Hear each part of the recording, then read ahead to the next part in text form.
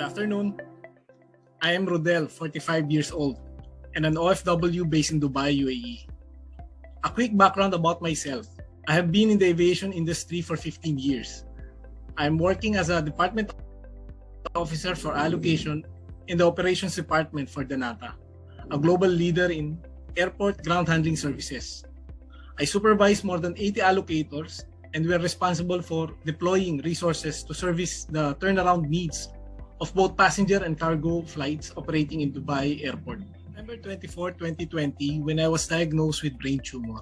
This was after I experienced severe dizziness the night before. Vertigo was the first impression of the doctor who did the diagnosis, so I was advised to undergo CT scan to check if I have an ear infection. Upon hearing CT scan, I initially thought that it's kind of too much for me to do that, considering that I was just feeling dizzy. Nonetheless, I decided to listen to the doctor and proceed with the CT scan. The result came out and the doctor told me that I do not have an ear infection, but he saw some boo-boo in my head, and then he reassured me that there is nothing to worry about and everything will be okay. He then made an appointment with the resident neurosurgeon, and just by the thought of consulting with the neurosurgeon, I started to feel uneasy, but still tried to block any bad thoughts and remained optimistic. The neurosurgeon confirmed that I have a tumor in my head, 2 by 3 by 5 centimeter in dimension, or about a size of a medium-sized lemon. After hearing this, I don't remember what I asked or what he said. It's just like a scene in the movie that everything was a blur and you don't understand any words coming out from the doctor anymore. I then decided to go home and talk to my family first. The doctor agreed and offered to call him anytime if I have any questions.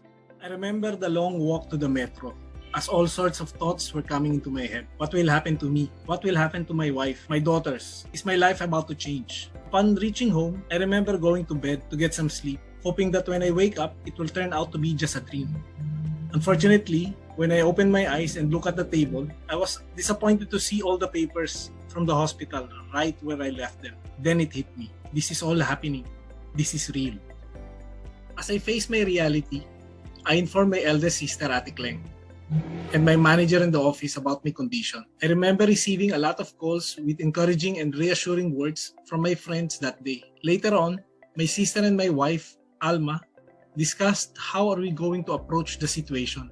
They advised me to go back to the doctor and ask about my options. Following my family's advice, I went back to the doctor and listened to his explanations. The options that were offered are leave it as it is and do nothing, undergo gamma knife treatment, and lastly, have a surgery. He explained the pros and cons of each option.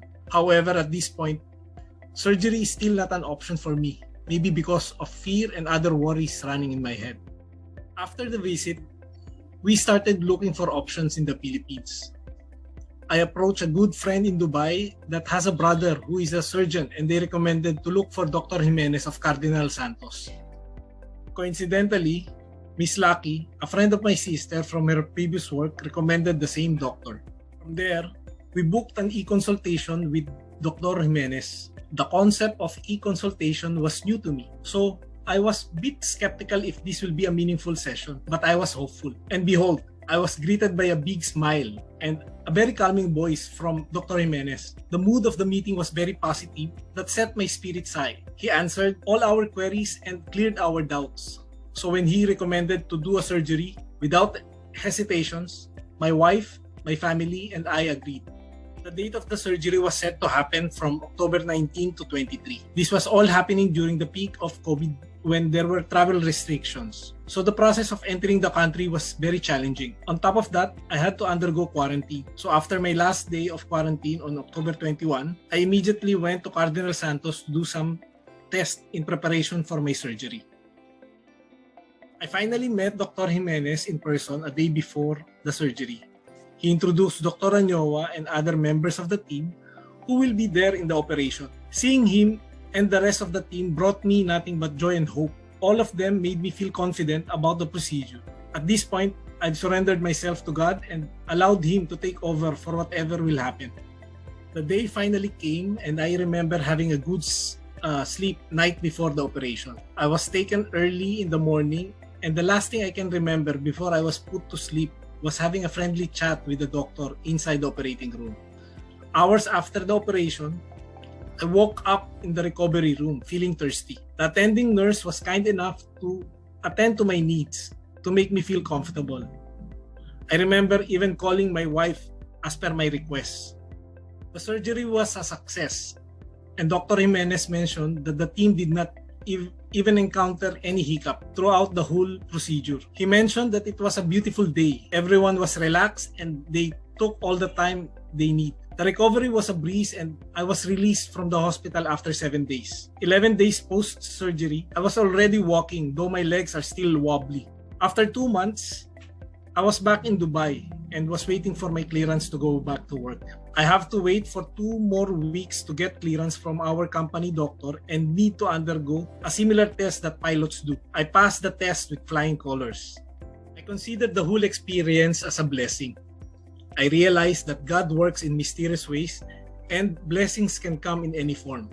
Who would have thought that a simple gesture from a colleague pushing you to go and visit a doctor can be one of them? If I ignored that advice, I could have not known that there is something wrong. If the doctor in Dubai did not diagnose me thoroughly and send me for CT scan, I could have not known that I have a tumor. If it was not diagnosed early, who knows what problem it can bring later in my life?